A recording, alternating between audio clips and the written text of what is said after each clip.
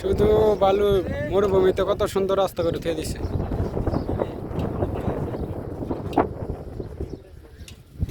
রাস্তা দেখলে মাথা নষ্ট, এত সুন্দর রাস্তা।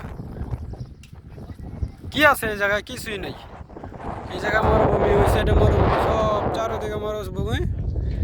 ওই সাইডে এয়ারপোর্ট, এই সাইডে কিছু কতগুলো ফ্যাক্টরি, আর এখানে একটা গোল চত্বর বানাইছে।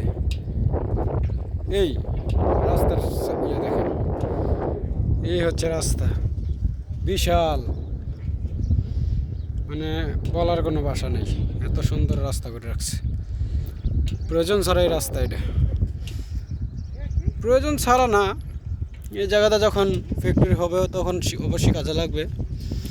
আর সেফ জোন এরিয়া মোটামুটি এই জায়গা থেকে আর ওই কারেন্টের যে খাম্বাগুলি দেখা যাচ্ছে ওই পর্যন্ত, ওই সাইড পর্যন্ত আছে। এন্দা সব ফ্যাক্টরি হবে আস্তে আস্তে, এই যে এই সাইড দিয়ে, এই সাইড দিয়ে।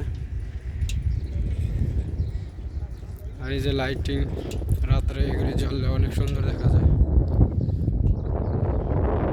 আর এই জায়গা থেকে বুর্জ খলিফা দেখা যায়, কিন্তু আজকে আবহাওয়া বেশি একটা ভালো না, তাই আজকে বুর্জ খলিফা দেখা যাচ্ছে না। ও হো হো, দেখা যাচ্ছে, কিছুটা দেখা যাচ্ছে বুর্জ খলিফা, কিছুটা বুর্জ খলিফা দেখা যাচ্ছে জায়গা থেকে, কিন্তু ক্যামেরা আসবে কিনা সঠিক বলতে পারতাছি না। এই যে বুর্জ খলিফা, এই যে, কিন্তু রাত্র হইলে বুর্জ খলিফাটা অনেক সুন্দর দেখা যায় এই সাইড থেকে, এই সাইড থেকে। আর লাইটিং হলে আরও স্পষ্ট বোঝা যায়।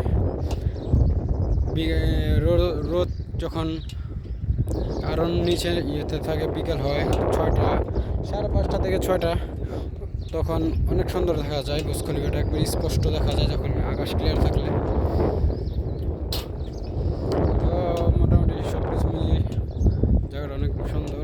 এই জায়গাটা দেখা যায়। সাদুল ভাই, বুর্জ খলিফাটা দেওয়া কত সুন্দর দেখা যায়।